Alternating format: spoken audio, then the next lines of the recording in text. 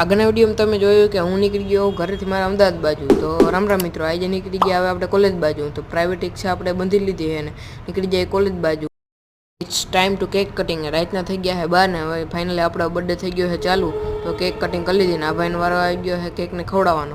બીજા આડા હવરી રહેવા દે, પેલા કેક તો ખવડાય મને. પછી મને આ લોકોએ આખો કેક વાળો ભરી મૂક્યો છે અને કેક થઈ ગઈ છે પૂરી ને હવે થઈ ગઈ હવાને. હવે હું અત્યારે વિચારું કે બધા હાટું લઈ આવું ચોકલેટ. તો ફાઇનલી આપણે નીકળી ગયા હાલીને ચોકલેટ લેવા. ફાઇનલી આપણે દુકાને ભૂગી ગયા ને આપણે એટલી બધી ફાસ્ટ લઈ લીધી. નાસ્તો થોડોક લઈ લીધો. નાસ્તો કરીને આપણે આવી ગયા મેટ કે પવન સારો થાય છે ને અહીંયા દેખાણું આપણે બિલાડીનું બચ્ચું જોર્યું એક. પછી આપણે પ્રોફેશનલ ફોટોગ્રાફી કરી લીધી ને પછી સામે જોયું ત્યાં તો એક ભાઈ છે ને જો વાસણ ઉટકે છે રૂમ રાખીને રે મજબૂરી જોઉં તમે લેવલ સબકે નીકળેંગે.